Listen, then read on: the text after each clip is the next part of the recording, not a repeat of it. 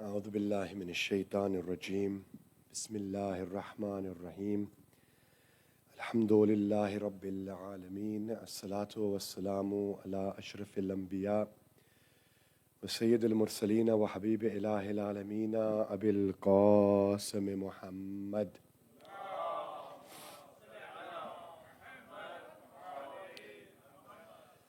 وعلى أهل بيته الطيبين الطاهرين المعصومين المظلومين السلام عليك يا أمير المؤمنين أسد الله الغالب غالب على كل غالب مظهر العجائب يعسوب الدين نبأ العظيم أول المسلمين كسيم النار والجنة أبو الحسنين علي بن أبي طالب.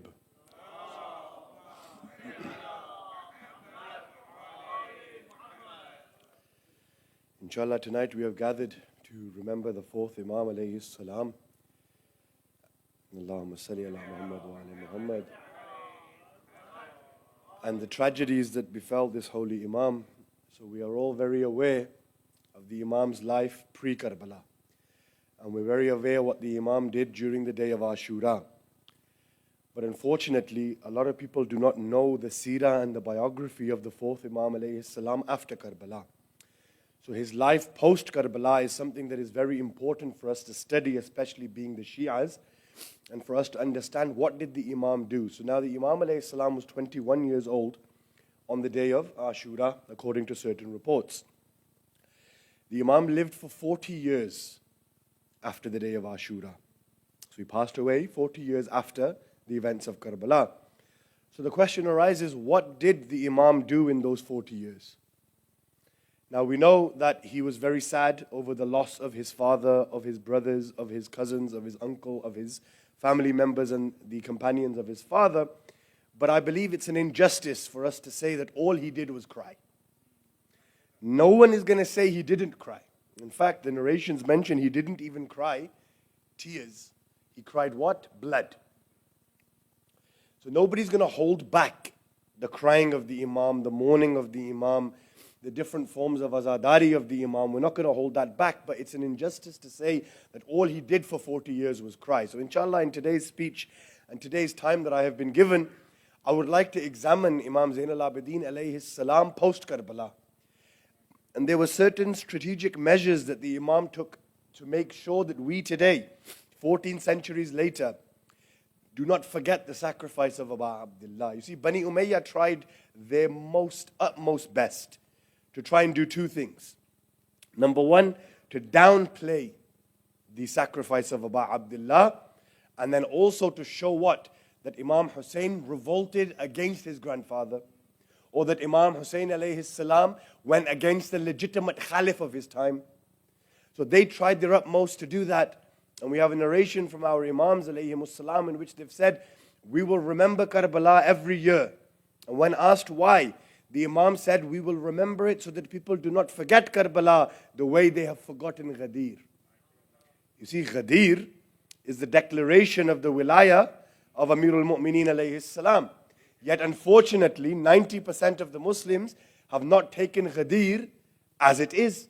They've either played with semantics of the word Mawla means friend, or they've gone with, oh, Imam Ali was having a dispute with somebody and the Prophet was merely just saying, just Ali nu chhad deo.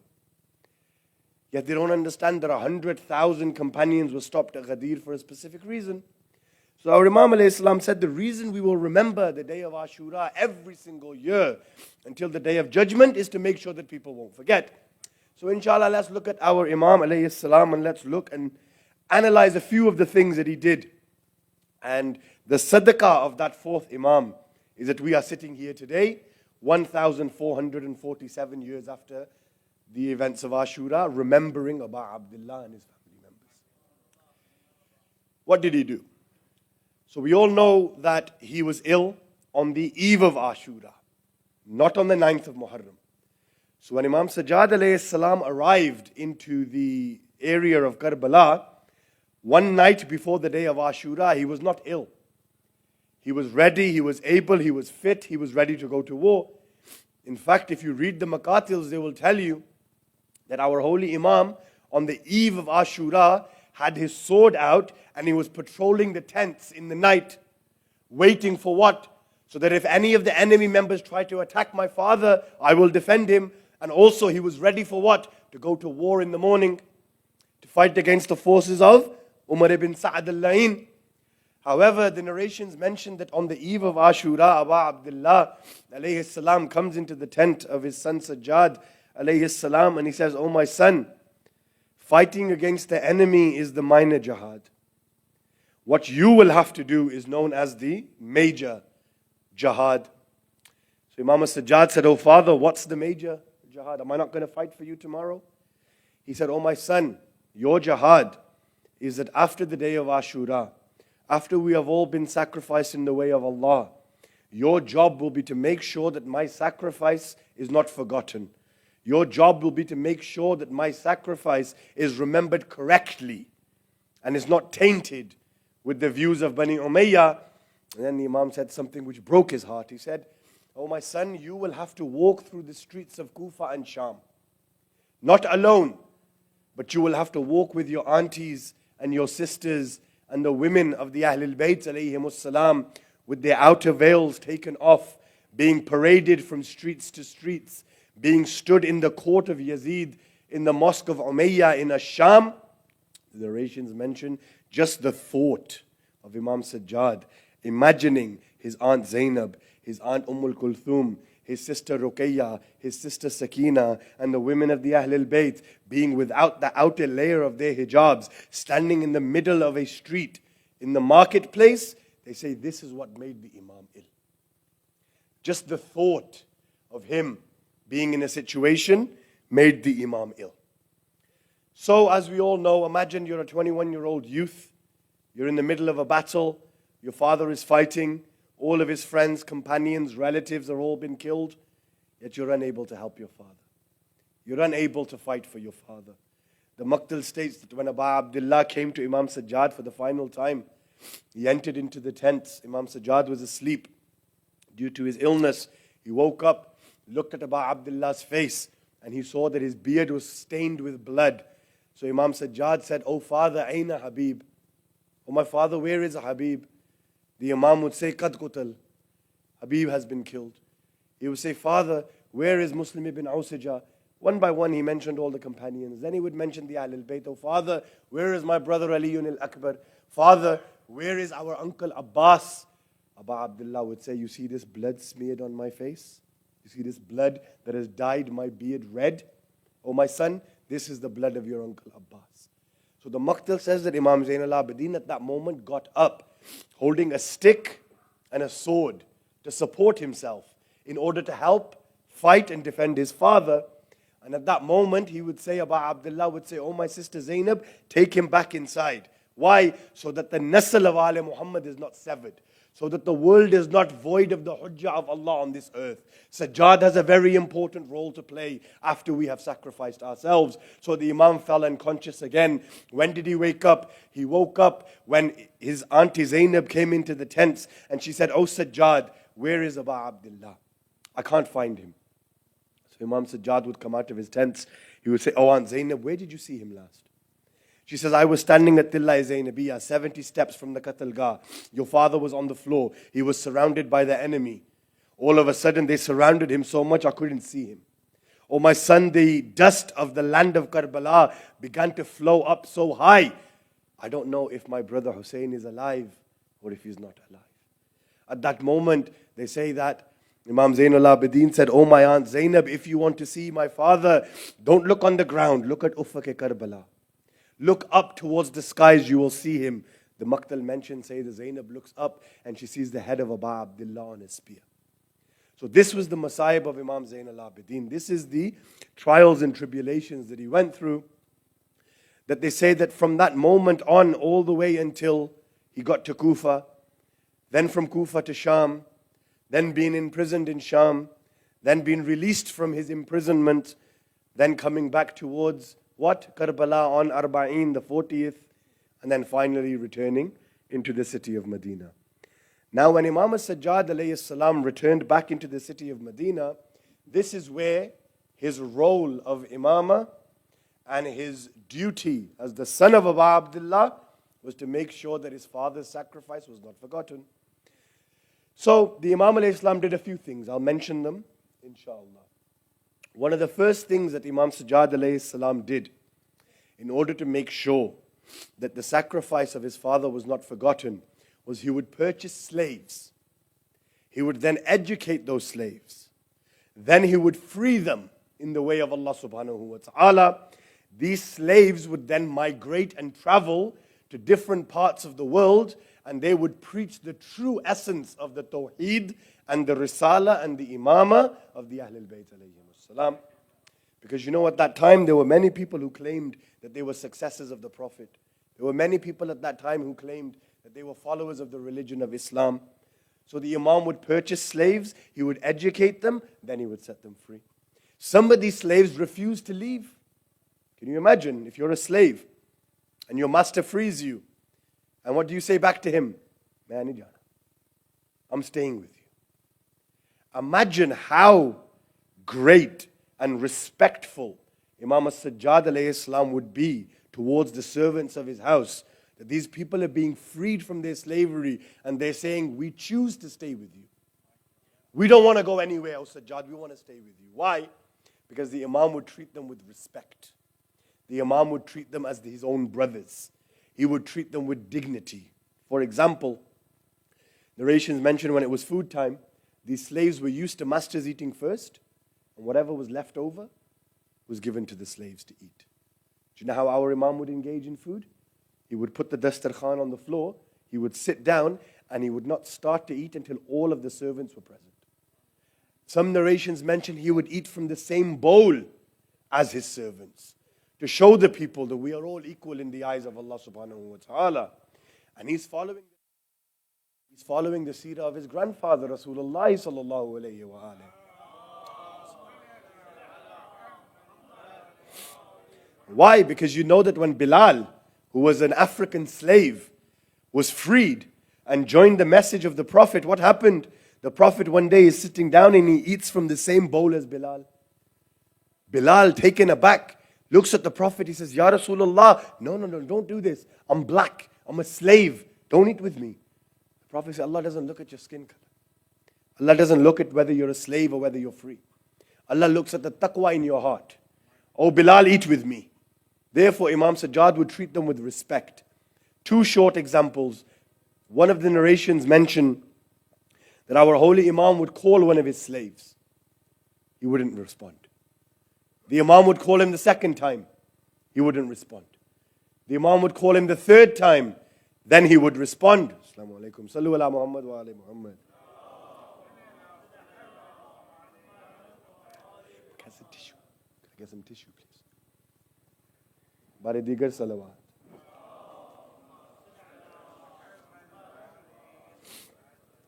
So what happened? The Imam would call his slave once, he wouldn't respond. He would call him the second time, he wouldn't respond. He would call him the third time, he would then come. The Imam would say, is everything okay?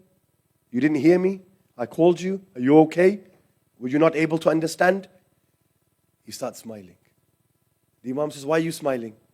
He says, our masters before you, if they were to call us once and we didn't respond to their call, do you know what they would do? They would hit us, they would lash us, they would beat us, or they would sell us to a master who's even worse than us, or a master who's more brutal than you. So the Imam says, so why didn't you come when I called you? They said, we wanted to taste the justice of Sajjad. He said, what's the justice? He said that he is such a master that he calls you 3 times. You don't respond to his call.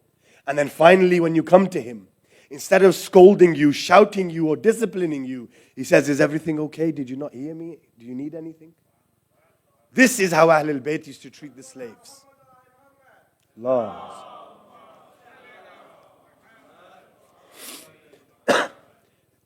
This is how they used to treat them. Another example, Imam alayhi salam one day is sitting and he's holding a bowl in his hand. His servant comes and he's pouring the hot soup into the bowl of the Imam. So the Imam is sitting like this with the bowl in his hand. As his servant is pouring the soup, which was boiling hot, there was steam coming out of the food. So what happened? The narration mentions that the steam began to burn the skin of the servant, right? As he was pouring it, because obviously the steam is coming up. So what does he do? He accidentally twists its hand. His hand basically shakes a little bit, and he spills the hot soup on the chest of Imam Sajjad alayhi salam. Now just picture this scene for a second. You're the master, your servant is pouring you food, he spills it on you. Just imagine how modern day Muslims would react to this. Okay? Now let's look and see how Ahlul Bayt react.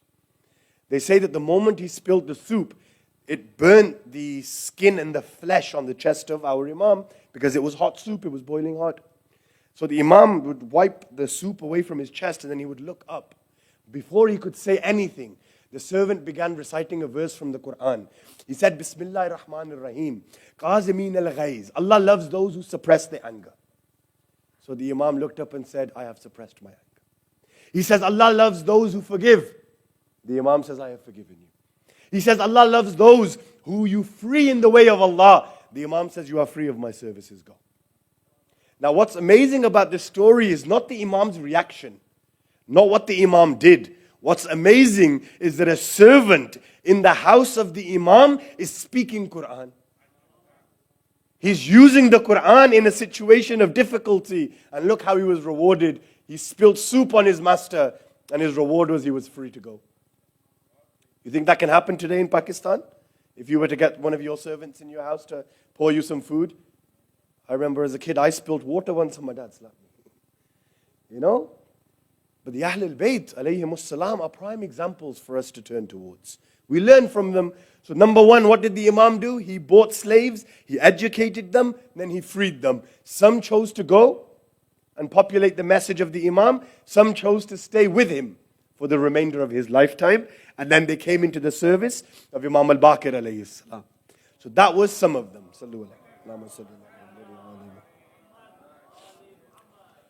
Second thing that our Imam did was probably one of the most important things that he could do, which was what? Which was that, remember the Muslims have now just massacred the grandson of the Prophet, right? So as you can imagine, it's very difficult for them to think, how do we turn back to God? You see, the relationship that the Muslims of Medina now, the relationship that they had with Allah was so bad that they didn't know how to turn back to Allah. They thought, we've just killed the grandson of the Prophet that brought us this religion. Are we even worthy of asking Allah for anything now? Will Allah even forgive us? Will Allah even listen to us? We've just committed probably one of the biggest, most heinous crimes known to mankind. So these people had drawn away from Allah's mercy. These people had gone away from religiosity. These people had separated themselves from spirituality. So what did Imam do? He gave us du'as. He gave us supplications. He gave us special du'as in order for us to reach Allah. For example, he gave us Sahifa Sajjadiyah. Sahifa Sajjadiyah, which is available online. It's in English. You can download the app in any online website. It's on the App Store. It's on the iOS store. So nobody has an excuse to say they haven't got a reason to check it. If you were to read Sahifa Sajjadiyah, there are some absolutely beautiful du'as in there of how to talk to your Creator.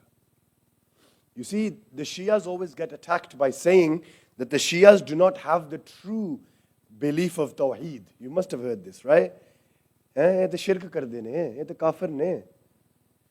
you want to learn Tawheed, then you come to the doors of the Ahlul Bayt.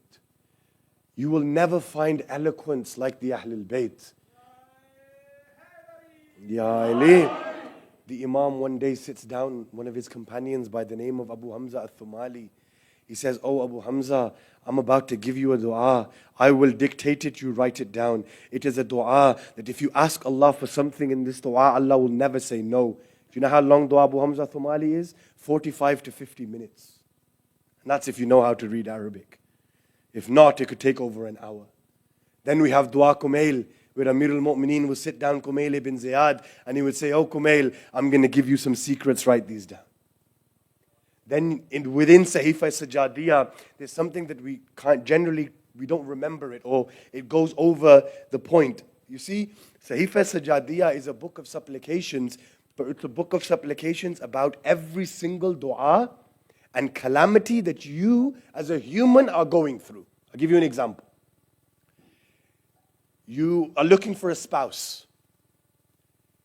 You're having issues in your marriage.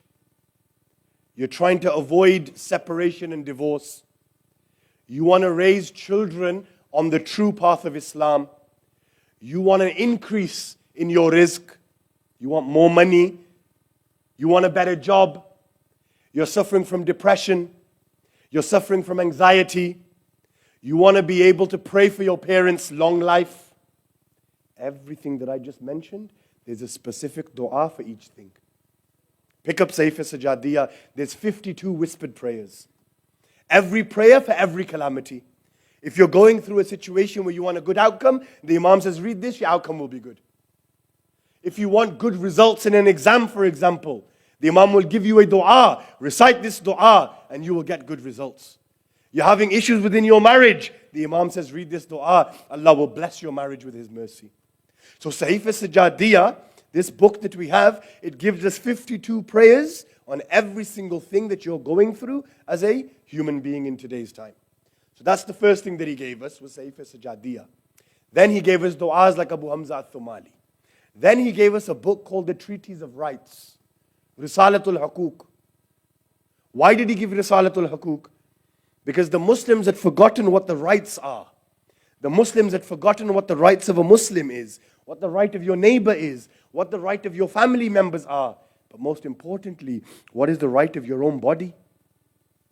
You know, they say on the Day of Judgment, when you are standing to be judged, and the left angel brings forward your book of sins, and he presents those sins in front of the whole world. The tongue is prone to lying, yes? So the narrations mention that your tongue will lie. You'll say, oh Allah, I never committed this sin. I didn't do it. And then the narration mentions your hands will talk. Your eyes, your ears, your body, your organ, your limbs, they will all testify against you. In front of the whole world, your hands will say, oh Allah, He used me to steal, for example. Your ears will say, oh Allah, He used me to listen to something He shouldn't have been listening to. Your eyes will say, oh Allah, He used me to look at something haram that He was not supposed to look at.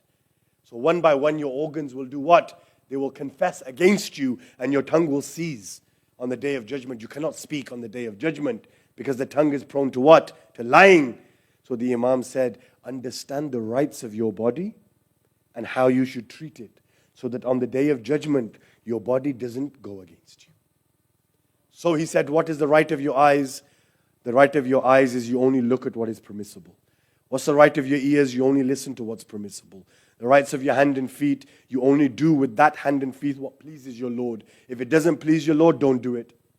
Amir al-Mu'mineen alayhi salam would say, Ya Allah, whenever I'm about to do something, I see you before it, I see you in it, I see you after it. And I think to myself, Ya Ali, when you're committing this act, whatever it is, will you be able to justify this act in front of Allah on the Day of Judgment? If not, don't do it. That's how our Imams would live their lives. So he gave us the treatise. So they began with the rights of your body. Then the Imam said the rights of your mother, the rights of your father, the rights of your siblings, for example. Somebody once came to the Holy Messenger and they said, I've taken my mother on Hajj. I've picked her up and put her on my shoulders. I've done the tawaf 7 times. I've ran from Safa to Marwa. I've gone to Mudalfa. I've gone to Mina. I've basically performed the whole of Hajj in what? With my mother on my shoulders. Right? What was his question? Ya Rasulullah, have I paid my mother back for everything that she's done for me? Do you know what the Prophet said? He says, you haven't even paid your mother back for one contraction that you made her feel in the womb. One contraction. Hajj on the shoulders. It's not an easy thing to do, especially if mom's big, right? But the point that I'm making is the Prophet said, not even one contraction you've been able to pay your mother back for. Imam Zainul Abidin alayhi salam said, the rights of your mother is know that she carried you when no one would carry you. She sheltered you while she did not have shade for herself. She slept hungry whilst she made sure you were fed. She did not have anything to wear as long as you had something. She was cold as long as you were warm. Then he would mention the rights of the father. He would say the rights of your father is know that the father is the root of the tree and you are the branch. If you find anything in yourself that you feel is good, know that it came from your father. So he gave us the rights of, then he went one step further. What's the rights of your neighbor? What's the rights of your community? What's the rights of the muaddin who gives the azan in your mosque? What's the rights of the people in your household? So one by one, the Imam gave us supplications and he gave us du'as on how to turn back to Allah subhanahu wa ta'ala, which was something that the people were lacking during his time. So what was the first thing? Purchased slaves, educated them, freed them. Number two, gave us du'as on how to turn back to Allah subhanahu wa ta'ala. The third thing, Imam Zain al-Abidin alayhi salam is the first person to dictate the Maktal of Aba Abdullah. So the Maktal basically means the story of the killing, right? And what we today have, which is the plural of Maktal is Maqatil, what we have today, all of it stems back to Imam Zain al-Abidin. He's an eyewitness of Karbala. His son Imam al-Baqir alayhi salam was 4 years old. He was also an eyewitness of Karbala. And these two Imams sat down a companion by the name of Ja'bir ibn Yazid al-Ju'fi, companion of these Imams. And the Imam said, Ja'bir, I will dictate, you write. And where did they begin? From the Fajr Azan of Aliyun al-Akbar all the way until the Shahadat of Aba Abdullah alayhi salam. So our Imam alayhi salam is the first person who dictated the Maktal of Karbala. A Maktal that was given to us. So the primary source of the Maktal is Jabir ibn Yazid al-Ju'fi, who heard from the fourth Imam alayhi salam. In that Maktal, there are many things that are narrated. Yet our Imam alayhi salam said that our Shias, they only know a percentage of what happened on the day of Ashura. Why?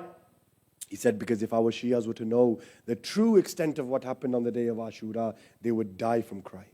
They would die from grief. So I ask you, on the day of Ashura, think about how much you cry for Aba Abdullah. Knowing what you know, then understand this is only a small percentage of what actually happened. Somebody once came to our fourth Imam alayhi salam and they said, oh Imam, it's been so many years since Karbala. Why are you still crying? The Imam said, Yaqub alayhi salam was separated from his son Yusuf alayhi salam to such an extent that Yaqub cried until he went blind. He knew Yusuf was alive. He wasn't even dead. He knew he was alive. But just the mere separation from his son, a prophet of God, cried and lamented until he went blind. Imam Zain al-Abidin says, why would I not cry when I saw 17 of my Yusufs massacred in front of my eyes? How can I not cry? So towards Jabir, the Imam gave the Maktal. Unfortunately, those books that Jabir wrote and the Hadith, Jabir narrated 70,000 narrations from the fourth Imam. 70,000. But unfortunately, do you know where all that went? When Sheikh At-Tusi had a library in Baghdad, you're all very familiar with it, during the Abbasid Khilafat, what happened? They burnt the library of Sheikh At-Tusi. And what did they do? They threw the books into the river. They say that over 100,000 Shia books of literature, hadith, ahkam, fiqh, tarikh, tafsir, hadith, all of it was thrown, either burnt in the library or thrown in the rivers of Baghdad. And the historical books narrate that the ocean or the river, the water turned black. That's how much ink was being wasted from the paper when it was thrown in.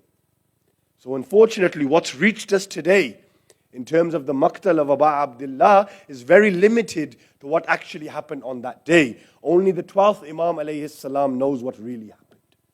Which is why in Ziyarat al-Nahi, our Imam says what? He says, oh my grandfather Hussein, I will cry for you day and night, and instead of tears, I will cry for you tears of blood.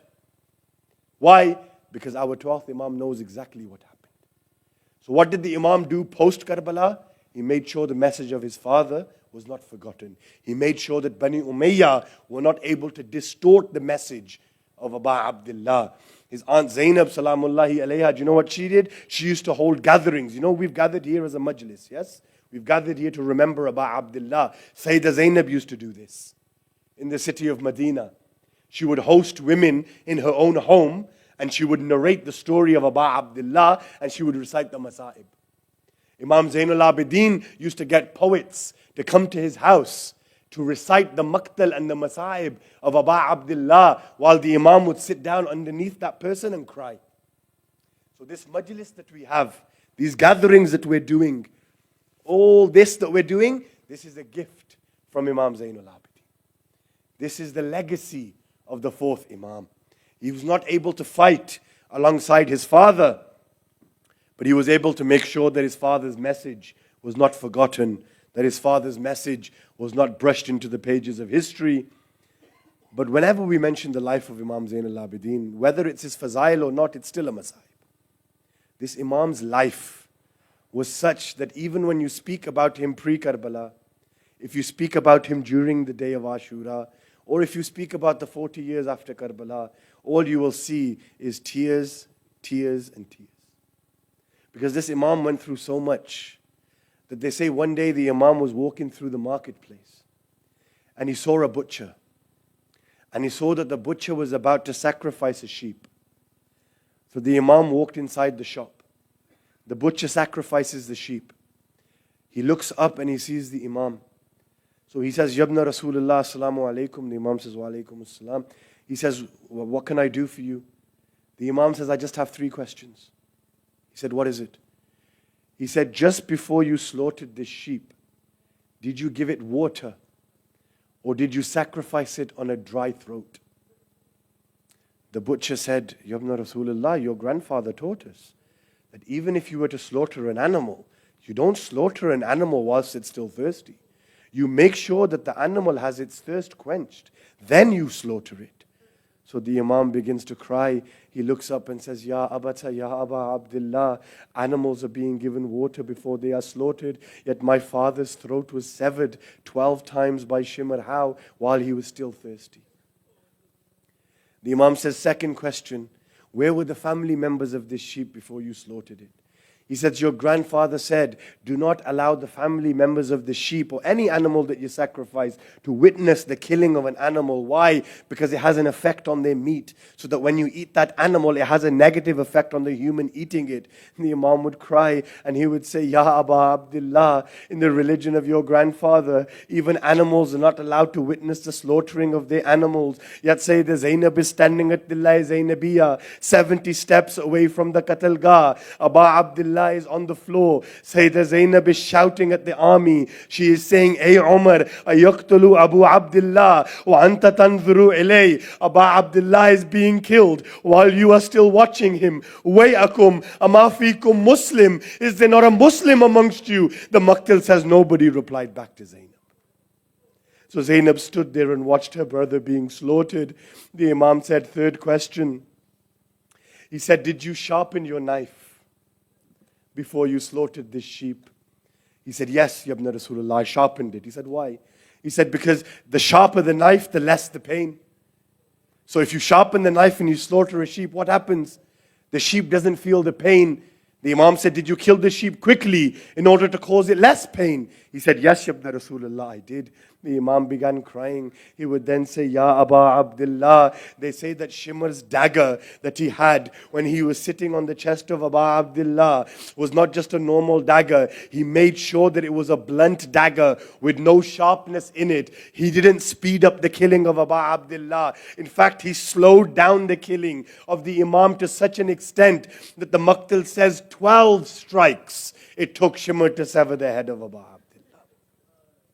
So you see Imam Sajjad after Karbala, every single day, no matter what he did, no matter what he thought of, everything reminded him of his father until he arrived at his final moments when the Imam had taken poison and he was on his deathbed and he was about to leave this world. Imam al-Baqir came forward. He says, oh my father, you are about to achieve martyrdom. You are about to be reunited with your father, Aba Abdullah. You are about to be reunited with your brother Aliyun al-Akbar, your uncle Abul Fadl Abbas. Father, why are you crying?